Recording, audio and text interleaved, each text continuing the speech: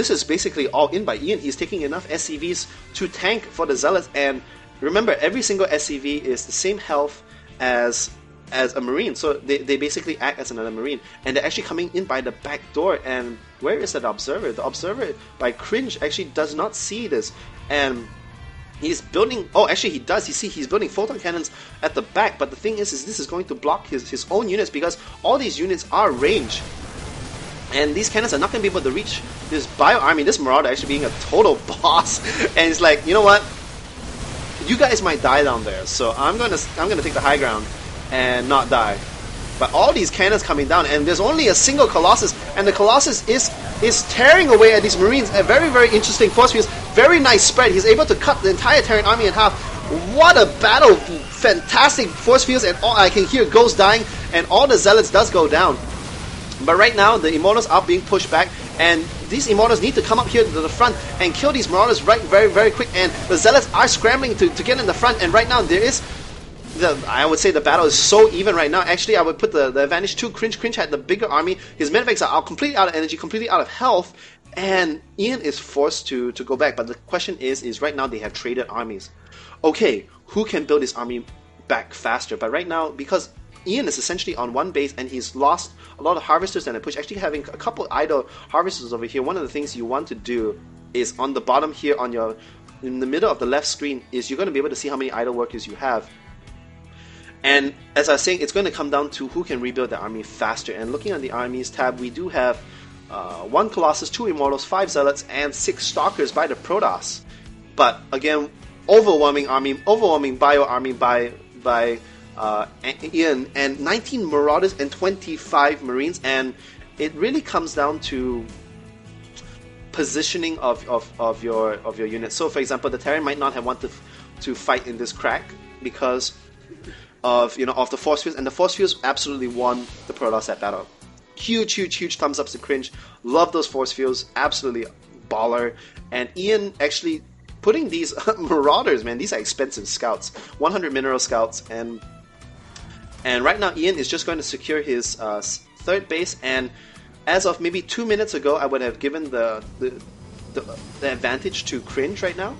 But right now, if he's not going to be able to secure a third base up here, and right now Ian bunkers in and secures it, or worse, he fortifies this area with his bio, it's going to be very, very hard for Cringe to come back from that, because once we go on third base, because you could put 1 Marine. Ooh, and this Zealot actually has 2 kills, 2 Marauder kills, and this is 1 very, very happy Zealot. But as I was saying, if you were to able to choke this off and put your main army over here, and then build put more units here, you can effectively deny this base and make sure, because of the watchtowers, is going to see anything go to these other bases. And even just checking to make sure there's no other expansions. So Cringe is being very on the ball with the scouts, even sending in another factory, so he knows that you can see the robotics facility is going to see there are 3 Colossus, and the Colossus factory is churning away. And I would really like to see, let's look on the production tab, I would love to see some Vikings out by Ian, because he knows that is the proper counter to mass Colossus. But right now we do see a ton of Marines, so many Marines, and the thing is this game is quite frankly balanced in the sense that I really like it that early tier units should be effective in large numbers, and this is a very effective large group of numbers. But the counter to lots and lots of early tech units is a few high tech units, and right now I'm going to firmly give the control to Cringe right now, especially if he comes up this ramp right now, because he can easily cut off half the army and vaporize them. His sentries are out of place. He's stimming up. He needs to cut the army off. The army is cut off completely. Well, it's only half cut off, and the Colossus are not being focused, and they are vaporizing this Terran army. And right now, very, very nice. All the Zealots are soaking up all the pressure, and this Terran army is just absolutely melting to the Colossus, because quite simply he didn't have the right counter.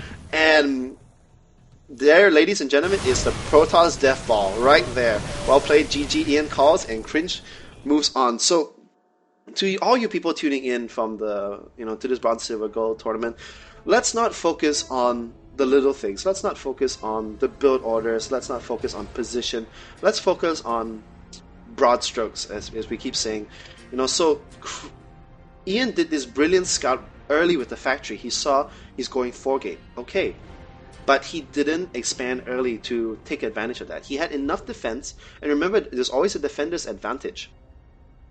There's always a defender's advantage, and so you can get so much ahead economically if you were to get your expansions out early. Then he did another brilliant scout with a comsat. He says, okay, he got his expansion, so I get my expansion. Perfect. Love it. Then after that, he took his factory in. He saw, oh, okay, a lot of Colossus.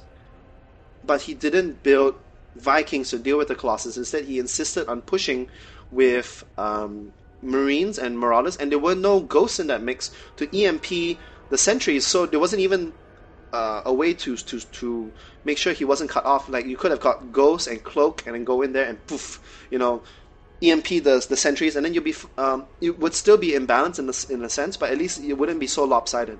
But yeah, again, broad strokes. Make sure you scout, make sure you macro up, and then just build the appropriate counter. So we are going to go into the round of 13. This is going to be PvT, and I hope you enjoy the cast. I can't go into the casting room because it completely screws up my audio. If you know how to get the chat out, then just let me know. And let's go into the intro.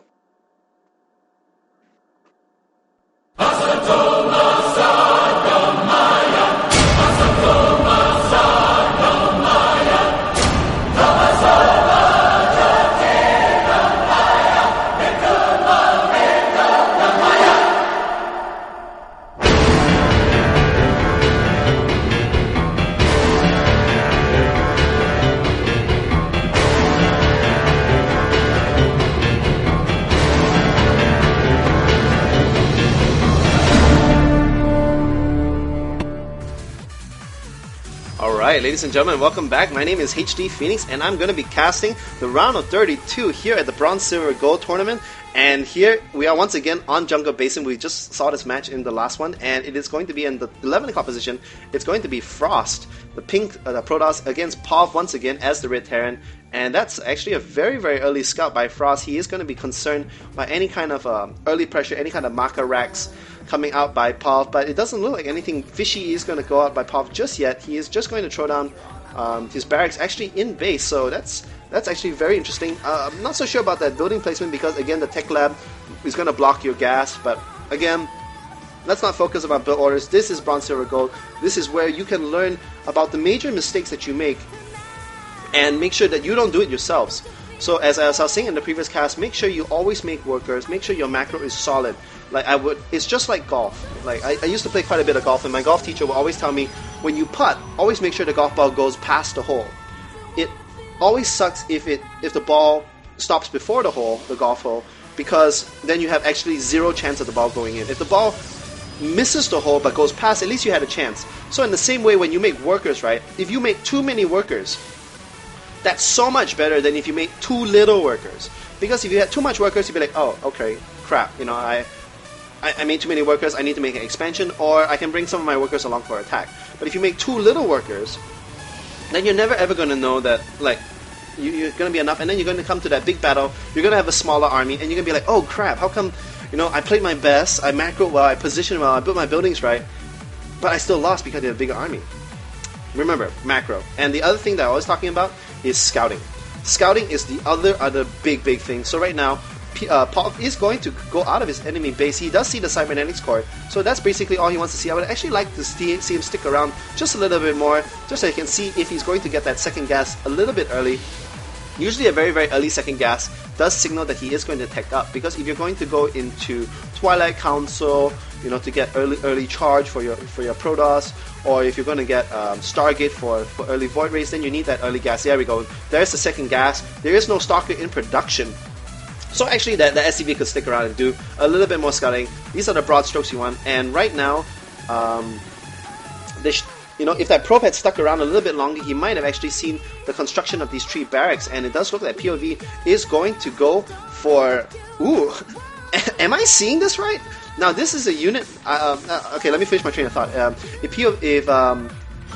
if Frost had actually kept his SCV around a little bit longer, he would have seen the tech lab coming up by the barracks and actually know, okay, he's going Marauders, but actually it's not going to be a Marauder, it's going to be a Reaper. And this Reaper might actually kiss this probe.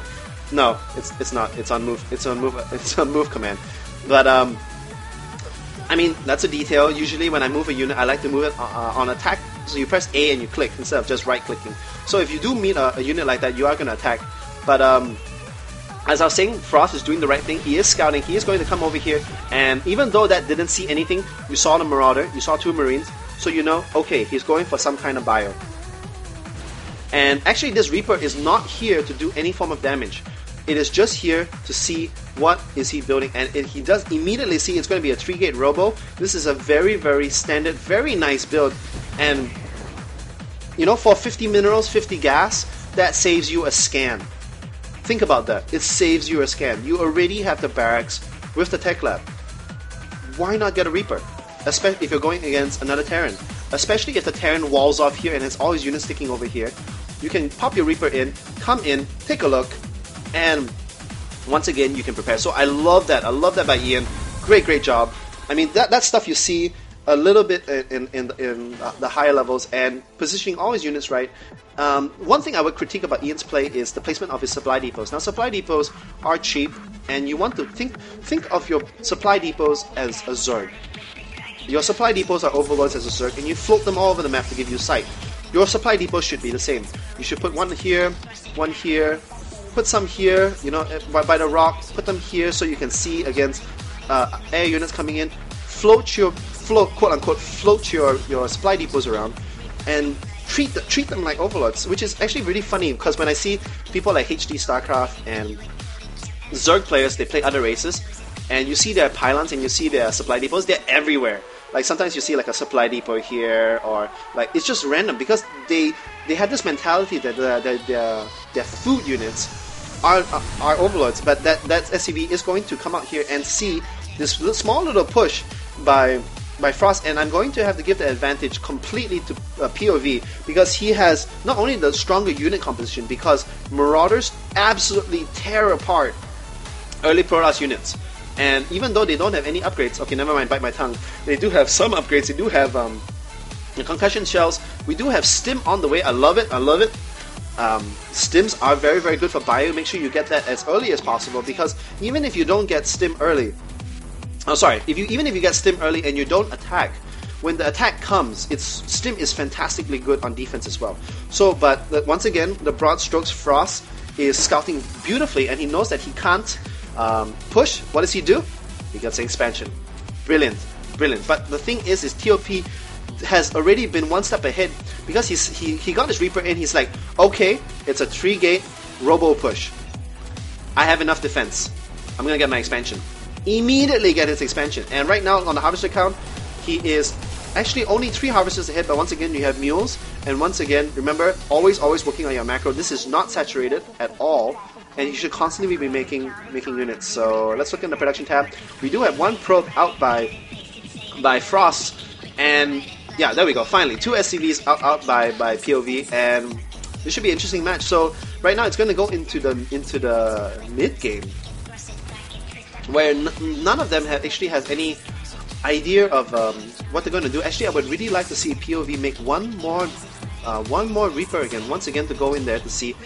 Again, it's such that you can save that 350 minerals that you are not wasting. You are using for a scan, because instead of making a mule, you make a Reaper and just go into scout.